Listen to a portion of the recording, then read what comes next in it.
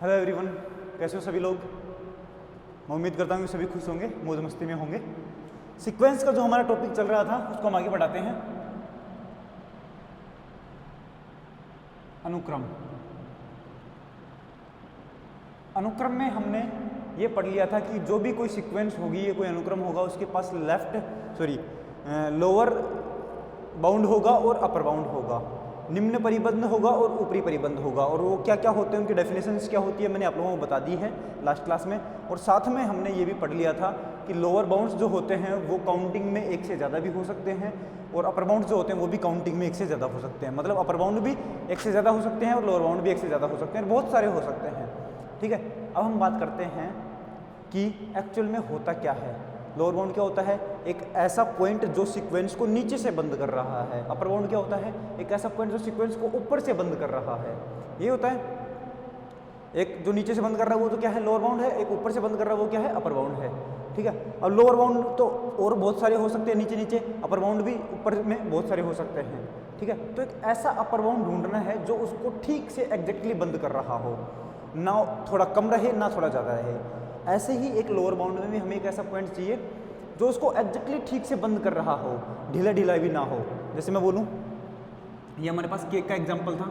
ये केक है, इस केक को एक तो मैं इस वाले बॉक्स में बंद करके लेके जाऊँ, और एक दूसरा केक है हमारे पास, इसको मैं इस वाले बॉक्स में बंद करके लेके जाऊँ। तो कौन सा केक ठीक रहेगा? ऑब्वियसली बात है, जिसमें छोटा बॉक्स है, ठीक ठीक बॉक्स है, अच्छे से जिसमें बंद कर रखा है, वो वाला बॉक्स ठीक रहेगा। और ये बहुत बड़ा बॉक्स है, अगर इसको अपन यूज़ करेंगे तो केक इधर उधर हिल डुल करके पूरा ख़राब हो जाएगा। तो बोलूँगा ऐसा कौन सा, ये वाला भी लोअर बाउंड है, ये वाला भी लोअर बाउंड है। जैसे इसको मैं बंद करूँ ऐसे, तो ये भी लोअर बाउंड है, ये भी लोअर बाउंड है, ये भी अपर बाउंड है, ये भी अपर बाउंड है। तो कौन सा अपर बाउंड अच्छा अपर बाउंड रहेगा? जो इसको अच्छे से बंद कर रहा होगा वो अपर बाउंड अच्छा है, जो इसको नीचे से अच्छे से बंद कर रहा है वो लोअर बाउंड अच्छा है। तो मैं बोलूँगा कि ऐसा कौन सा लोअर बाउंड है जो सबसे अच्छा है? तो मैं बोलूँगा एक लोअर बाउंड ये है, इससे नीचे बहुत सारे लोअर बाउंड हैं। तो मैं बोलूँगा सबसे अच्छा लोअर बाउंड कौन सा? सभी लोअर बाउंड में जो सबसे ऊपर है, सभी लोअर बाउंड में जो सबसे बड़ा लोअर बाउंड है वो कैसा है? अच्छा लोअर बाउंड है। और उसको क्या कहते हैं? हम इन्फीमम कहते हैं। इन्फीमम हिंदी में बोलूँ तो क्या बोलेंगे? निम्नक, निम्नक कहते हैं। बात समझ में आई?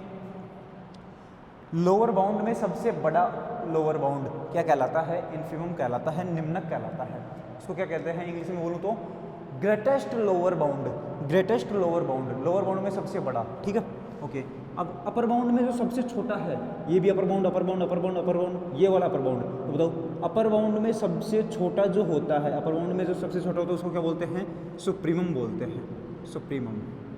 इसको हिंदी में बोलते हैं उच्चक, उच्चक। ठीक है, तब देखना इंग्लिश में बता रहा हूँ आपको। इन्फीमम क्या होता है?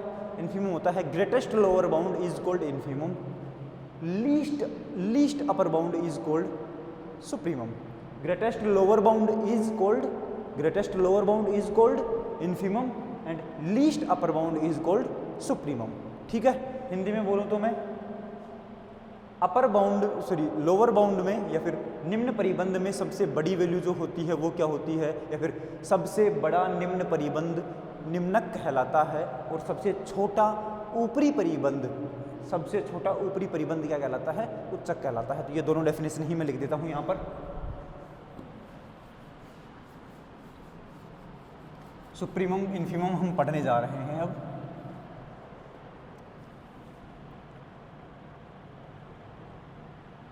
सुप्रीमम में इसको बोलते हैं उच्चक। डेफिनेशन लिख रहा हूं मैं।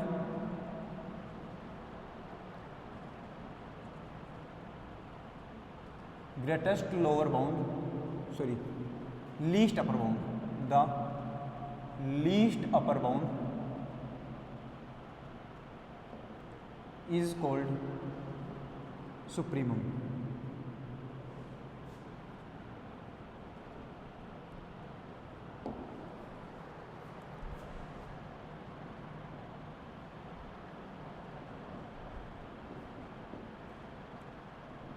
सबसे छोटा ऊपरी परिबंध, सबसे छोटा ऊपरी परिबंध उच्चक कहलाता है।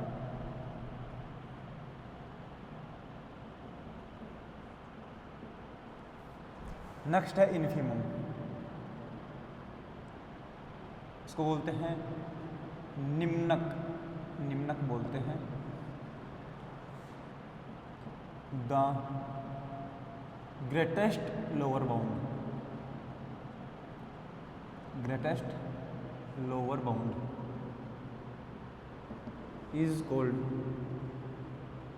इन्फीमम। हिंदी में लिख देता हूँ, सबसे बड़ा निम्न परिबंध, सबसे बड़ा निम्न परिबंध निम्नक कहलाता है।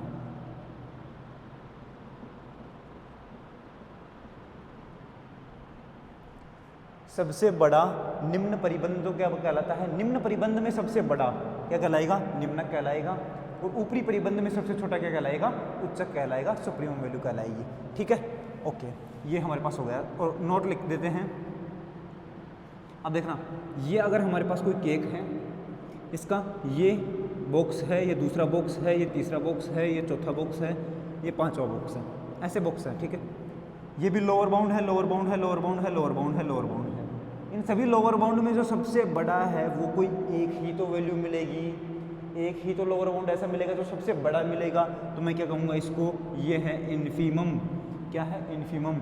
और सभी अपर बाउंड हैं, ये सारे अपर बाउंड है। इन सभी अपर बाउंड में जो सबसे छोटा है वो यही तो है, एक ही तो वैल्यू मिलेगी, इसको क्या कहते हैं? सुप्रीमम। इसका मतलब इन्फीमम और सुप्रीमम हमेशा क्या होते हैं? यूनिक होते हैं, अद्वितीय होते हैं। एक से ज़्यादा सुप्रीमम, एक से ज़्यादा इन्फीमम नहीं मिल सकते आप लोगों को। ऊपरी परिबंध और निम्न परिबंध आपको एक से ज़्यादा भी मिल सकते हैं, आराम से मिलेंगे ही, लेकिन निम्न परिबंध और ऊपरी परिबंध जिस प्रकार से एक से ज़्यादा मिलते हैं उसी प्रकार से आपको सुप्रीमम और इन्फीमम एक से ज़्यादा नहीं मिलेंगे।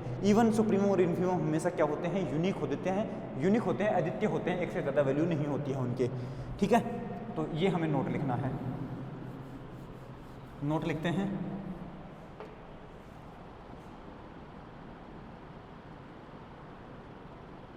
सुप्रीमम एंड इन्फीमम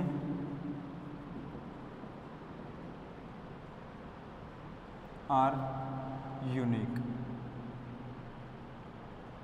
ब्रैकेट में लिखना इफ एग्जिस्ट। अगर हमारे पास सुप्रीमम और इन्फीमम एग्जिस्ट कर रहे हैं तो पक्का कैसे मिलेंगे? यूनिक मिलेंगे। इसको मैं हिंदी में लिख देता हूं, उच्चक व निम्नक सदैव अद्वितीय होते हैं।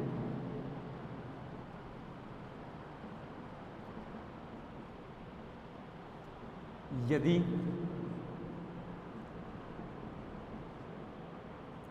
अस्तित्व में होते हैं तो। सदैव क्या होते हैं? अद्वितीय होते हैं यदि अस्तित्व में होते हैं। और अगर अस्तित्व में नहीं हुए, एग्जिस्ट नहीं करे, तो फिर तो बात ही अलग है। अगर एग्जिस्ट करेंगे तो पक्का कैसे होंगे? हमारे पास यूनिक मिलेंगे। ठीक बात है।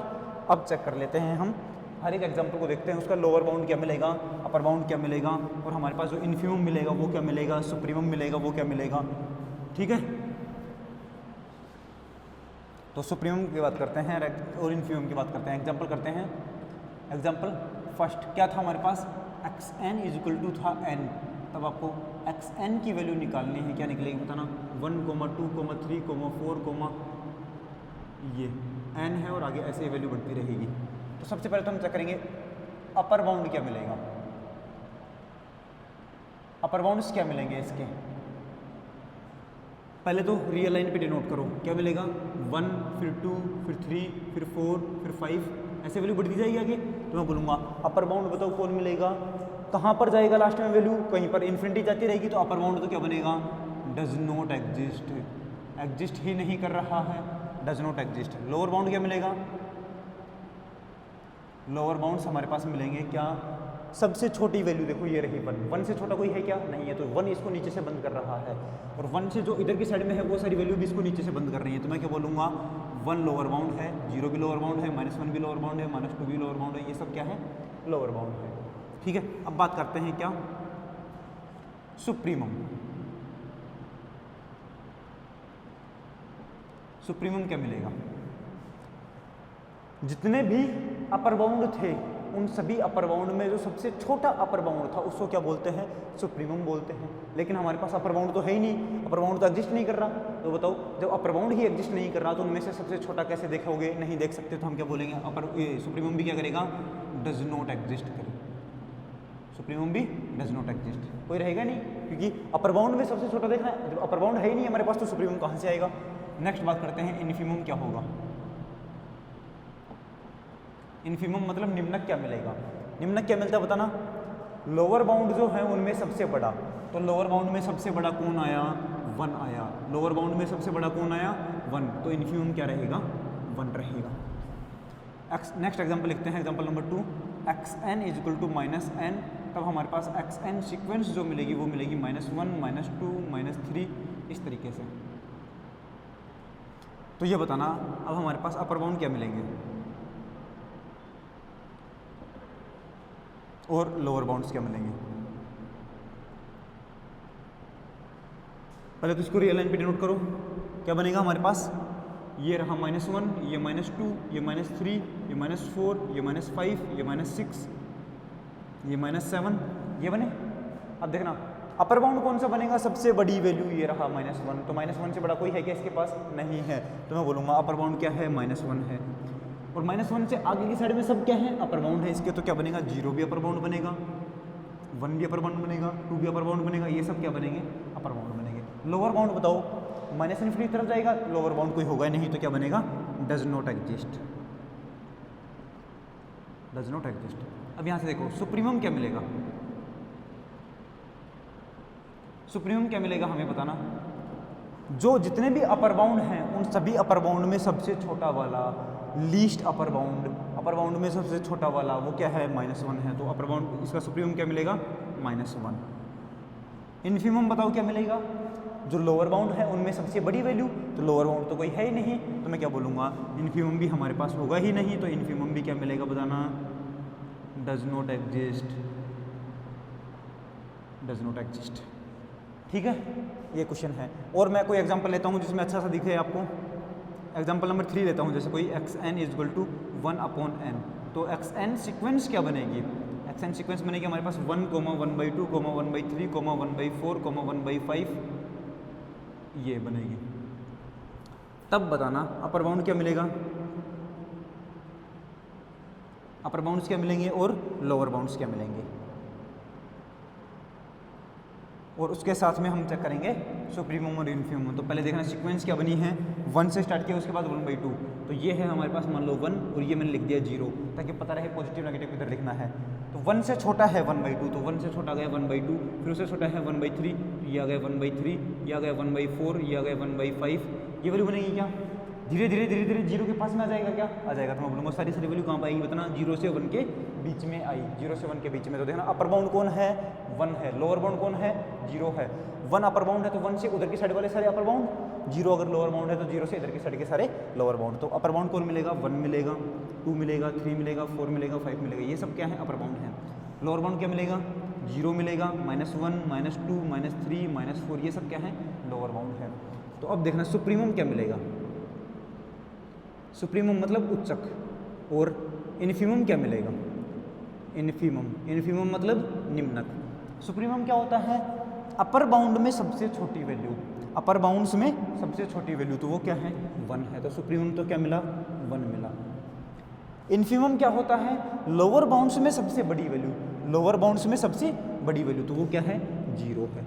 तो ये इन्फीमम मिला और ये सुप्रीमम मिला हमारे पास। आई थिंक ये क्वेश्चंस आपको समझ में आ गए होंगे, किस तरीके से किया जाता है, किस तरीके से नहीं किया जाता है।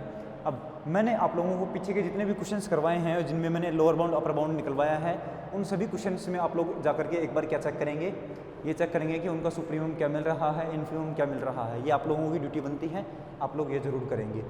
ठीक है, अभी वीडियो को पॉज करना, पुराना जो आप लोगों ने लिखा है उसमें से उठाना, सारे एग्जांपल्स करना, उनका उनका अपर बाउंड और लोअर बाउंड आप लोगों ने पहले निकाल रखा है। तो अपर बाउंड्स में जो सबसे छोटा होगा वो क्या बनेगा, सुप्रीमम बनेगा। लोअर बाउंड्स में जो सबसे बड़ा बनेगा उसको क्या कहेंगे, इन्फीमम कहेंगे। इस तरीके से सारे अपर बाउंड और लोअर बाउंड के साथ साथ आपको इन्फीमम और सुप्रीमम भी निकालने हैं। ठीक है, आगे बढ़ूँ मैं, आगे बढ़ते हैं।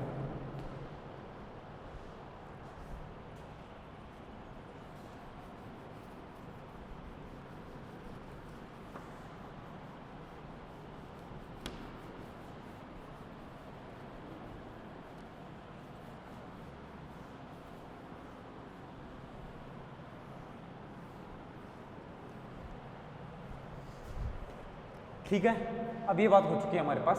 अब हम थोड़ा सा डिटेल में जाकर के सीरीज़ पढ़ना स्टार्ट करते हैं। ठीक है, बाकी सीक्वेंस में और भी बहुत सारा मैटर है, लेकिन उस मैटर को हम ज़्यादा डिस्कस नहीं करेंगे, क्योंकि बीएससी सेकंड ईयर में पूरी एक यूनिट आएगी, यूनिट सेकंड रियल एनालिसिस में इस सीक्वेंस के ऊपर। लेकिन हमारे सिलेबस में सीक्वेंस ना होकर के सीरीज़ दे रखा है, तो हम अब डायरेक्ट धीरे धीरे सीरीज़ की तरफ मूव करते हैं। तो सीरीज़ क्या है? सीक्वेंस के जो टर्म्स होती हैं, उन सभी सीक्वेंस के टर्म्स को अगर मैं ऐड कर देता हूँ, सीक्वेंस की सभी टर्म्स को अगर मैं ऐड कर देता हूँ, तो हमें क्या मिलती है? सीरीज मिलती है। तो मैं बोलूँगा कि let xn be nth term of sequence, then sequence xn क्या बनेगी बताना? x1 first term, x2 second term, x3 third term, x4 fourth term, xn nth term, और उसके बाद की ये वाली वैल्यूज हमारे पास क्या है? सीक्वेंस xn है। Then and series summation xn क्या बनती है? समेशन का मतलब क्या है? n की वैल्यू अगर मैं 1 से स्टार्ट करता हूँ और n की वैल्यू कहाँ तक लेके जाता हूँ? k तक लेकर के जाता हूँ, तो वैल्यू बताना क्या बनेगी? इन सभी टर्म्स का सम करना है, तो क्या बनेगा? x1 plus x2 plus x3 plus x4 plus तो कहाँ तक है? xk तक। और अगर मैं ये करता हूँ कि series summation n is equal to 1 to infinity xn, इसका मतलब n की वैल्यू 1 से लेकर के इन्फिनिटी तक रखनी है, तो क्या बोलूँगा? x1 plus x2 plus x3 plus so on, बीच में आएगा xn, और उसके बाद भी वैल्यू बढ़ती चली जाएगी, क्योंकि n को इन्फिनिटी तक रखना है। तो ये बनता है हमारे पास। तो क्या मिला आपको? सीरीज क्या मिलती है? सीरीज मतलब श्रेणी। ठीक है, इसको मैं लिख देता हूँ हिंदी में, माना xn किसी अनुक्रम का n वा पद है, तब आपको सीक्वेंस xn ये मिलेगी, और श्रेणी जो मिलेगी वो ये मिलेगी, श्रेणी ये मिलेगी। और अगर आपको इन्फिनिट सीरीज की बात कर रही है तो ये मिलेगी। अब देखना सीरीज का मतलब क्या हुआ?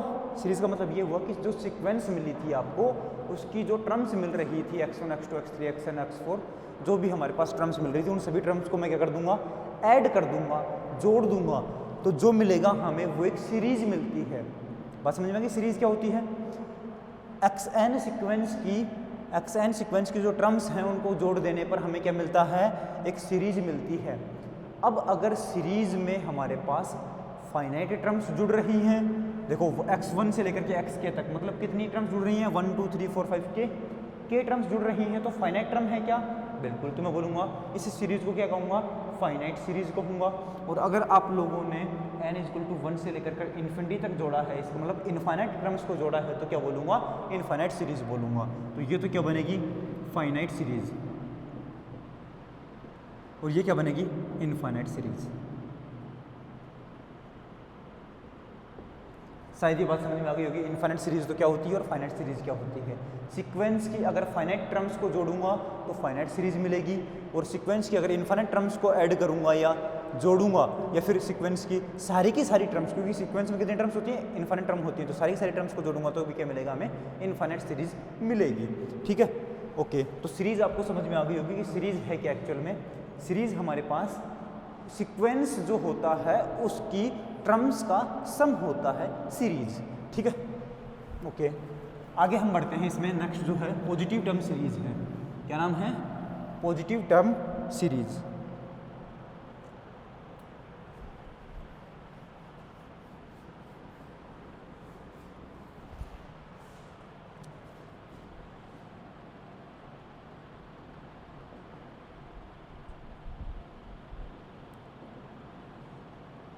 पॉजिटिव टर्म सीरीज का मतलब होता है हमारे पास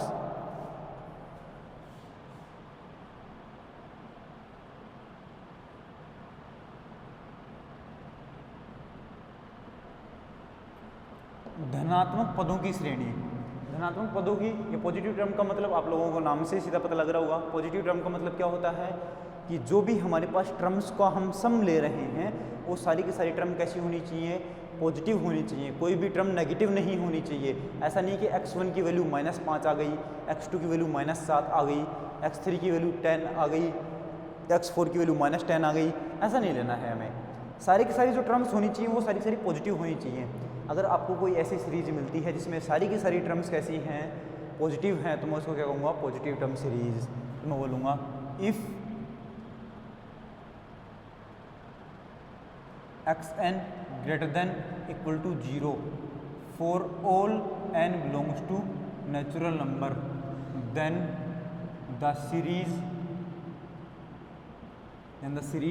summation n is equal to 1 to infinity xn is equal to x1 plus x2 plus so on xn plus आगे भी बढ़ता रहेगा, is called positive term series. अगर सीरीज की जो हर एक टर्म है ये, ठीक है, ये सारी टर्म अगर ग्रेटर देन इक्वल टू 0 है, पॉजिटिव हैं, तो मैं क्या बोलूँगा, सीरीज हमारे पास कैसे बनेगी, पॉजिटिव टर्म सीरीज बनेगी। ठीक है, हिंदी में लिख देता हूँ मैं, यदि xn greater than equal to 0 है for all n belongs to natural number, तब series xn n is equal to 1 to infinity is equal to x1 plus x2 plus so on xn plus so on एक धनात्मक पदों की श्रेणी कहलाती है।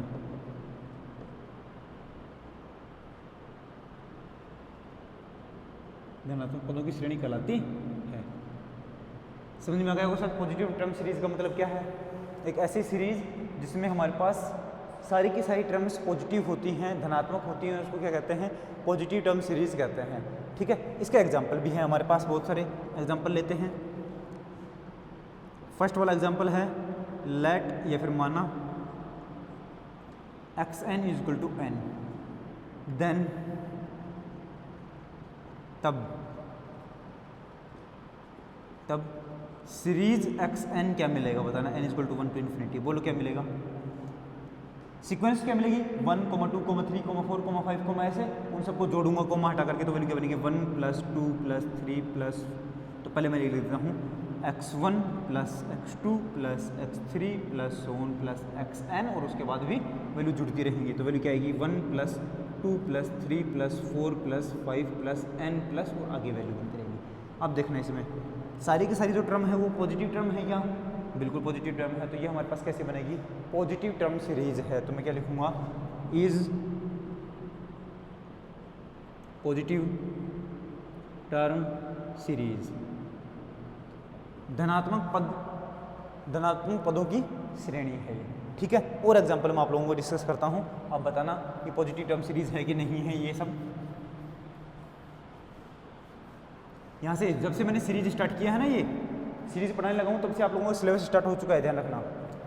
ठीक है, तो अब वैल्यू क्या बनेगी हमारे पास, एग्जांपल नंबर 2 है xn is equal to -n, तब बताना समेशन xn क्या बनेगा, x1 n is equal to 1 से लेकर के इन्फिनिटी तक plus x2 plus x3 plus so on xn, और प्लस आगे वैल्यू बढ़ेगी। x1 की वैल्यू कितनी आएगी, -1 plus -2 plus -3 plus -4 plus so on, और लास्ट में -n, और उसके बाद भी चलती रहेगी। बताना पहली वाली टर्म नेगेटिव है कि पॉजिटिव है, पॉजिटिव है कि नेगेटिव है, नेगेटिव है। दूसरी वाली टर्म नेगेटिव है, तीसरी वाली टर्म नेगेटिव है, चौथी वाली टर्म नेगेटिव है। हमें तो क्या चाहिए था, हर एक टर्म पॉजिटिव चाहिए थी। अगर एक भी टर्म नेगेटिव आई तो हम तुरंत बोल देंगे कि हमारे पास पॉजिटिव टर्म सीरीज नहीं है, लेकिन यहाँ पर तो सारी नेगेटिव है, तो मैं क्या बोलूँगा, पॉजिटिव टर्म सीरीज नहीं है। तो क्या बोलूँगा, is not positive term series.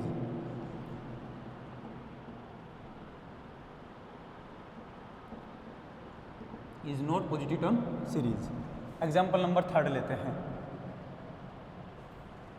Third example जो है वो है xn is equal to -1 to the power n, तो वैल्यू क्या बनेगी, series n is equal to 1 to infinity xn, बोलो क्या बनेगा, x1 plus x2 plus x3 plus so on xn, और उसके आगे भी वैल्यू बढ़ती चली जाएगी। तो बताना x1 कितना बनेगा, -1 प्लस x2 कितना बनेगा, 1 प्लस x3 कितना बनेगा, -1 प्लस 1 प्लस -1 प्लस 1 और ये हमारे पास plus -1 to the power n plus आगे ये बनेगा। अब ये बताओ फर्स्ट टर्म ही कैसी है, नेगेटिव है, दूसरी वाली पॉजिटिव है, फिर नेगेटिव है, पॉजिटिव है। अगर हमारे पास एक भी टर्म नेगेटिव आ गई है तो मैं क्या बोलूँगा, हमारे पास ये पॉजिटिव टर्म सीरीज़ नहीं है, क्योंकि पॉजिटिव टर्म सीरीज़ की कंडीशन क्या होती है, सारी की सारी terms greater than equal to 0 होनी चाहिए, तब उसको क्या बोलूँगा, पॉजिटिव टर्म सीरीज़ बोलूँगा। तो यहाँ पर बताओ ये पॉजिटिव टर्म सीरीज़ है क्या, नहीं है, क्योंकि ये पहली ही टर्म क्या आ गई है, नेगेटिव आ गई है, उसके बाद भी और बहुत सारी नेगेटिव आ रही हैं। तो मैं क्या बोलूँगा, is not positive term series.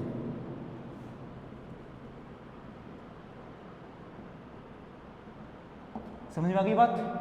Next example करते हैं एक और, थोड़ा आपको और डिटेल में समझ में आएगा।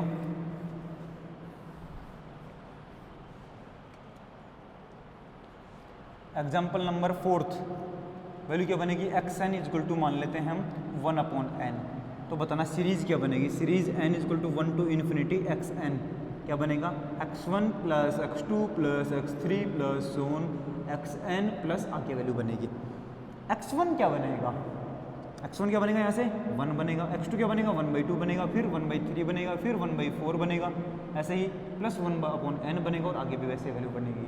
अब देखना 1, 1/2, 1/3, 1/4, 1/5 सारी की सारी टर्म्स कैसी हैं, पॉजिटिव हैं क्या, बिल्कुल है। तो मैं क्या बोलूँगा, इज पॉजिटिव टर्म सीरीज।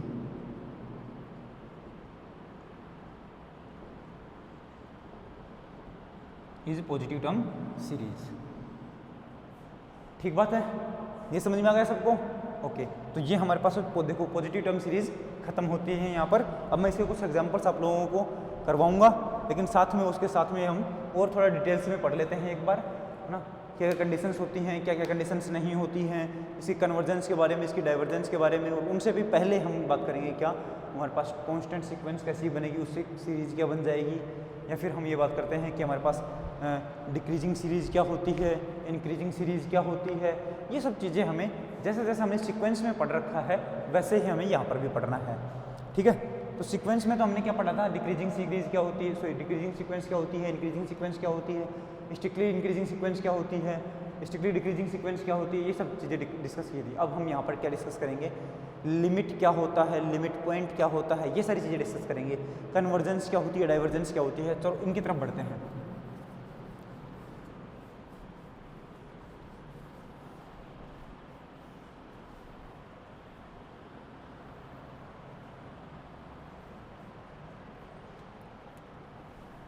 हमारे पास बात आती है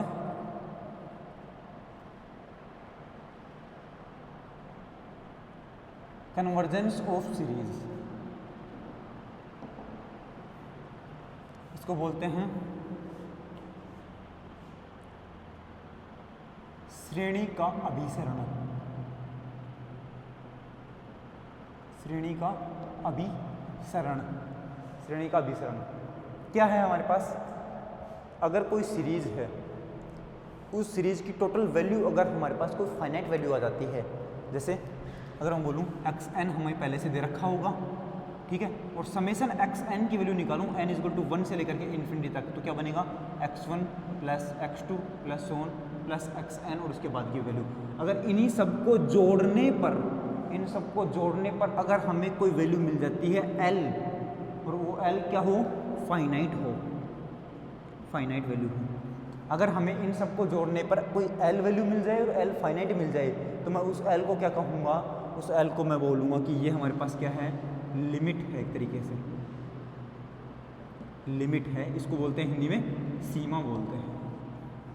और अगर सीरीज़ की अगर हमें लिमिट मिल जाती है, सीमा मिल जाती है, तो हम क्या कहते हैं कि जो सीरीज़ दे रखी है वो कैसी सीरीज़ दे रखी है, अभी सारी सीरीज़ दे रखी है, अभी सारी श्रेणी दे रखी है, इसको इंग्लिश में बोलूँ तो क्या दे रखी है, कन्वर्जेंट सीरीज़ दे रखी है, ठीक है। तो मैं इसके लिए कुछ नोट लिख देता हूँ आप लोगों के लिए कि कन्वर्जेंस क्या होती है हमारे पास एक्चुअल में, उसके बाद उसको समझा दूंगा। Let xn be the nth term of the series. ध्यान रहे अगर xn लिखा हुआ है तो nth टर्म है, nवां पद है, अगर xn के साथ साथ ऐसा लिखा